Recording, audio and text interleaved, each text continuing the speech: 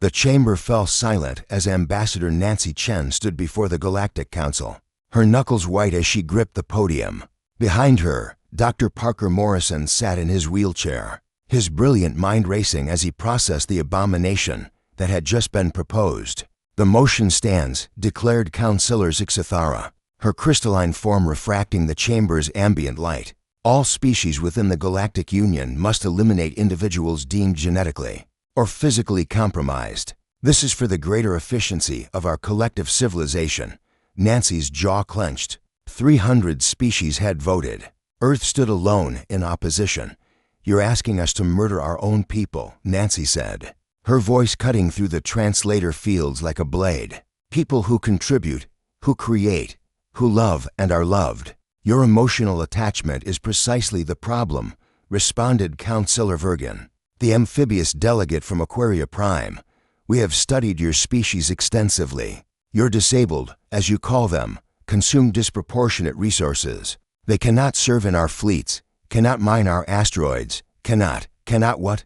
Parker's voice boomed through his neural interface, amplified across the chamber. He wheeled himself forward, positioning his chair beside Nancy. "Cannot think, cannot innovate, cannot contribute to society in ways your limited imagination fails to comprehend?" The councillors shifted uncomfortably. Parker Morrison was famous across the galaxy, the human who had solved the Draken paradox, cracked the mathematics behind stable wormhole generation, and designed the quantum processors that now powered half the Union's infrastructure. He had done all of this from a body that had never walked. Dr. Morrison, you are an exception, Zixathara began. "Am I?" Parker challenged. "Let me tell you about exceptions." Stephen Hawking, brilliant theoretical physicist, confined to a wheelchair, unable to speak without assistance. He unraveled the mysteries of black holes.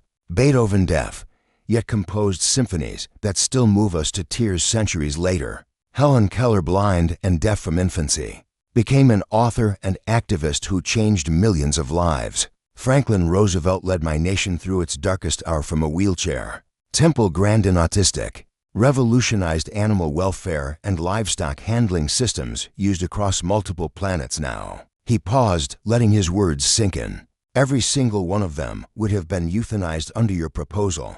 Every single one of them was considered disabled by society's standards. And every single one of them changed their world. Nancy picked up the thread. "You want to talk about efficiency? Let's talk about innovation. Humanity's greatest leaps forward have often come from those who saw the world differently, because they experienced it differently. The closed captioning you all use to translate languages, developed for the deaf. Voice-to-text technology, created for those who couldn't use their hands. Curb cuts in sidewalks that your hover carts use so conveniently, made for wheelchairs. Audiobooks, which half this council listens to during transit, made for the blind. Your species is sentimental," Vergen interjected. "You let emotion cloud logic." "No," Parker said firmly. "You let a narrow definition of useful cloud your vision. Tell me, Councillor, have you ever heard of neuroplasticity? The human brain's ability to rewire itself when damaged. We've had blind people learn to echolocate like your sonar species. We've had amputees control prosthetics with their thoughts so precisely they can perform microsurgery. We've had autistic individuals whose pattern recognition abilities exceed your best AI." Nancy activated a holographic display. Images filled the chamber, scientists, artists, engineers, athletes, all human, all disabled, all extraordinary. "This is Sarah Gordy," she said, highlighting one face. "Down syndrome, acclaimed actress. This is Haben Girma, deaf and blind, first such individual to graduate from Harvard Law. This is Alex Zanardi, lost both legs in a racing accident, went on to win Paralympic gold medals. This is John Nash, schizophrenic, won the Nobel Prize in Economics. This is Frida Kahlo, chronic pain and disability, became one of history's most celebrated artists." The hologram shifted to show children laughing, playing, learning. "These are our young," Nancy continued. "Some have autism, some have Down syndrome, some are blind, deaf, or physically disabled. Under your law, they would all die.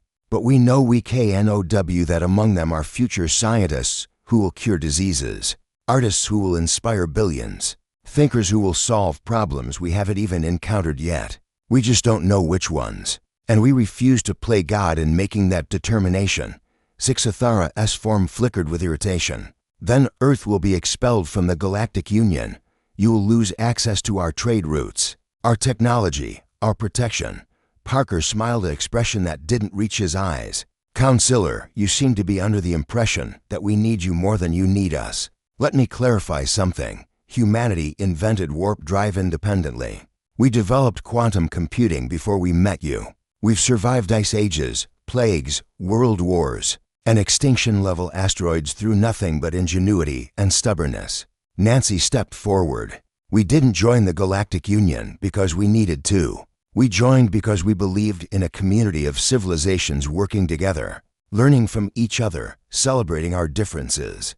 But if the price of membership is murdering our most vulnerable, then we choose our humanity over your efficiency. She pulled out a datapad, a formal document of withdrawal. Earth hereby withdraws from the Galactic Union, effective immediately. We will forge our own path among the stars, and we will do it with every single human-abled and disabled, neurotypical and neurodivergent, healthy and sick, because we learned long ago that our strength doesn't come from our uniformity. It comes from our diversity.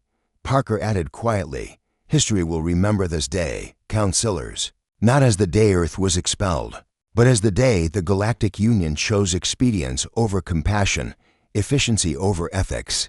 You'll continue in your sterile, predictable existence. We'll continue to be messy, inefficient, emotional humans who just happen to innovate circles around you. As Nancy and Parker left the chamber, 300 species watched in silence. Some felt relief, some felt shame. But on 17 worlds, in the weeks that followed, delegates began asking questions, reviewing Earth's contributions, reconsidering the proposal. The vote had been unanimous except for Earth. Within a year, it wouldn't be.